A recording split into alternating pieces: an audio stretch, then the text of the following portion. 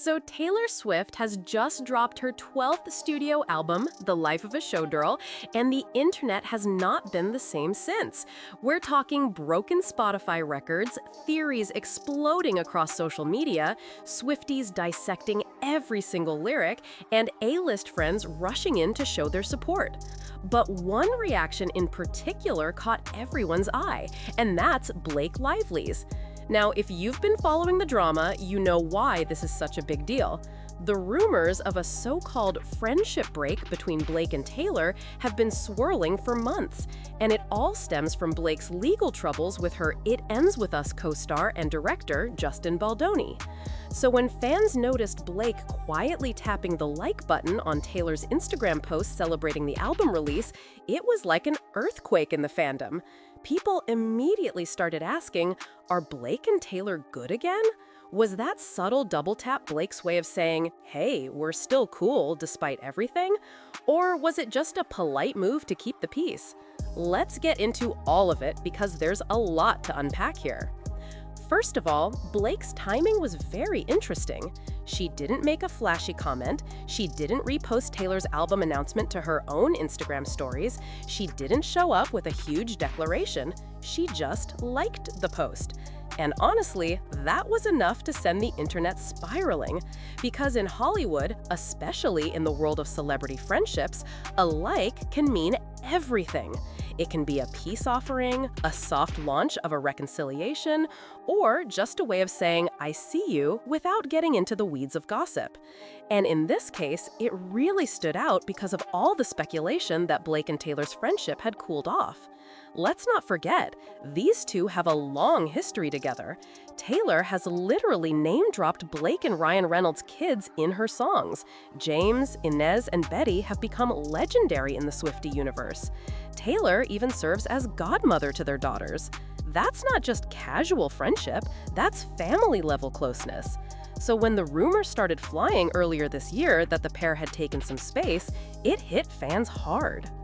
The tension reportedly started when Blake accused Justin Baldoni of sexual harassment in late 2024. That lawsuit has been messy, to put it lightly, and somehow Taylor's name got dragged into it. Court documents and leaked texts suggested Blake had referred to Taylor and Ryan Reynolds as her dragons, implying that she could rely on their protection and influence.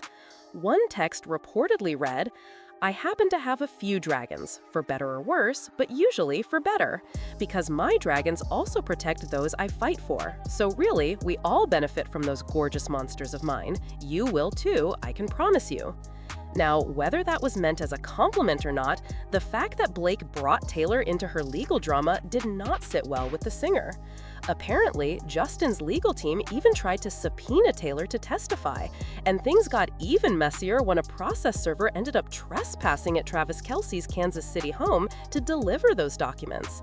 That whole situation was reportedly the final straw for Taylor, who did not appreciate being dragged into someone else's legal mess.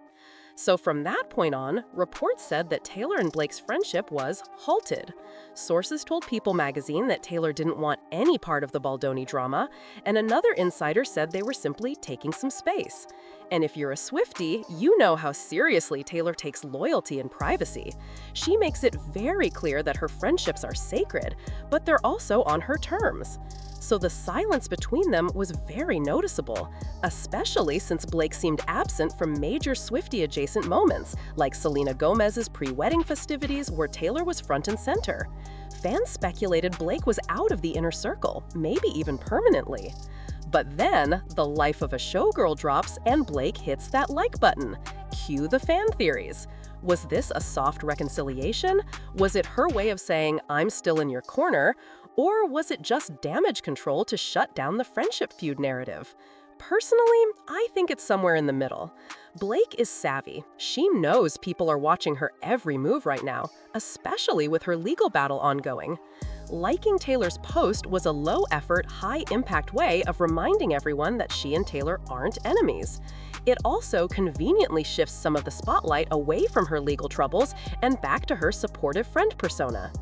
But at the same time, it's worth noting that Taylor herself may have given us a breadcrumb about where she stands.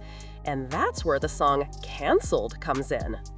Now, track 10, Cancelled, is already one of the most talked about songs on the album. The lyrics? Brutal but oddly compassionate. Taylor sings about liking her friends canceled, and she describes standing by people even when the public has turned on them. The pre-chorus has these biting lines. Did you girl boss too close to the sun? Did they catch you having far too much fun? Come with me, when they see us, they'll run. Something wicked this way comes. And then the chorus goes, I like 'em cloaked in Gucci and in scandal, like my whiskey sour and poison thorny flowers. Welcome to my underworld, where it gets quite dark. At least you know exactly who your friends are. If that doesn't sound like a love letter to a messy friend going through it in the public eye, I don't know what does. Fans immediately zeroed in on the references. Blake Lively has been a longtime face of Gucci. She has her Betty Buzz mixer line, which ties into the Whiskey Sour lyric. She starred in The Age of Adeline and more recently in It Ends With Us, movies that play with floral imagery. It's almost too on the nose. Swifties on X, formerly Twitter, writing things like, Girl was the face of Gucci, did the flower movie, has her own brand of sours, Taylor might as well have just named her. The Easter eggs felt deliberate, even if Taylor will never actually confirm it. And here's where it gets interesting. Taylor actually gave an Amazon Music intro to Cancelled, where she explained the song's meaning. She said it wasn't about one specific person, but more about her own experience with mass judgment and scandals. She talked about how living through moments like the Kim Kardashian and Kanye West feud changed the way she sees people. Instead of casting friends aside when they face backlash, she's more inclined to stick with them and let them prove themselves. She said, I don't naturally cast people aside just because other people decide they don't like them. I make my own decisions about people based on how they treat me within my life and their actions. So while she didn't name Blake directly, the timing and the context make the parallels hard to ignore. And honestly, that's what I love about Taylor's writing.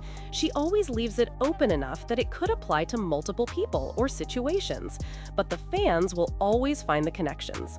The fact that she included references to Gucci, to scandal, to loyalty in the face of public shaming, it just fits too well with Blake's situation.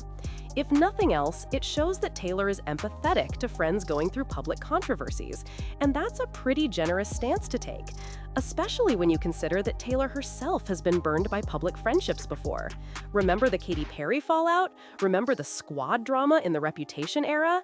Taylor's been through it all, and she seems to have grown into someone who values forgiveness over pettiness. But let's circle back to Blake. Do I think Blake and Taylor are officially back to bestie status? Not necessarily.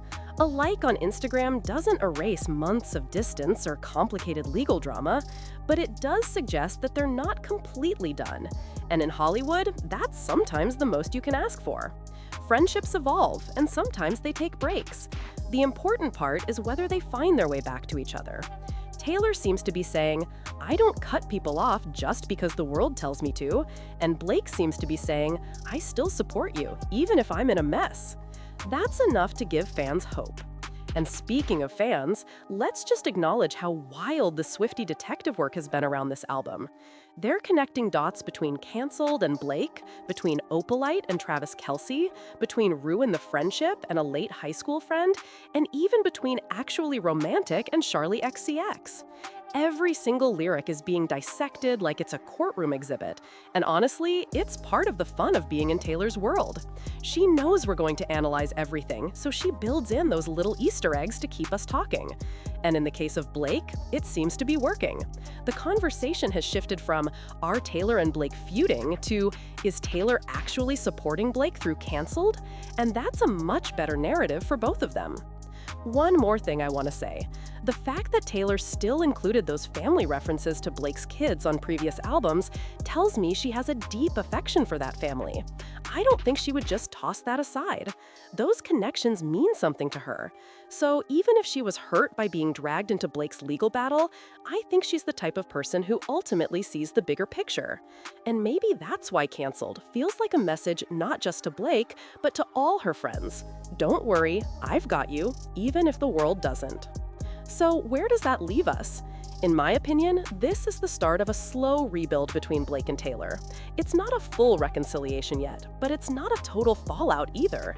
It's complicated, like most adult friendships are. But the fact that both of them are willing to signal support, even subtly, says a lot. Blake liking Taylor's post, Taylor dropping a song that seems tailor-made for her situation, it all adds up to something bigger than coincidence. And honestly, I'm here for it. I'd love to see these two strong, iconic women find their way back to that deep friendship we've seen glimpses of for years. Because if Taylor can write about surviving public scandals and still keeping her friends close, maybe that's exactly what's happening right now behind the scenes. What do you guys think?